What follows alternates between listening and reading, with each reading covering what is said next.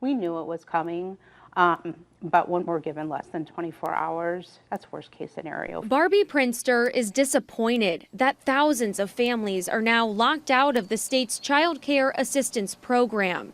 Providers just learned that starting today, there's a wait list. As the executive director of the Arizona Early Childhood Education Association, she knows this all comes down to money. This is an economic issue. Childcare has always been an economic issue, and we should be investing in our children and our families in Arizona. There's no doubt about it. Child care assistance is for working parents with kids under the age of 12 who have an income below the federal poverty level. This applies to teen moms, people who are in domestic violence shelters or drug treatment programs, and those who have physical, mental, or emotional conditions.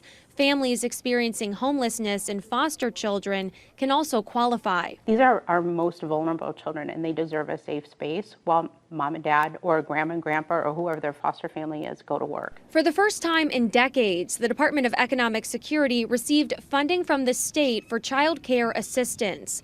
$12 million was allocated in the budget, but advocates tell me the hope was $100 million. This $12 million that we received this year was historic, but it's not enough. And we knew it wasn't enough to avoid a wait list. She explains major help from the federal government is also needed to keep the program running without a wait list. In the most recent budget request, DES asked for millions of federal dollars to be appropriated to child care assistance. Last year's report pointed out the dire impact a waitlist could have, predicting an average of 5,200 fewer children will be served a month, and there will be fewer high-quality providers for families.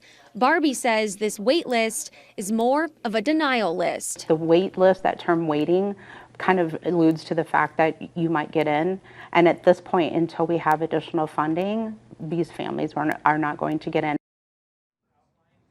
Advocates say there was a wait list for about 10 years that ended in 2019 thanks to an influx in federal funding, and COVID dollars helped keep the program afloat without a wait list until now. DES says the wait list will remain until the caseload drops significantly or the program receives more funding. Live in the newsroom, Michaela Marshall for Arizona's Family. All right,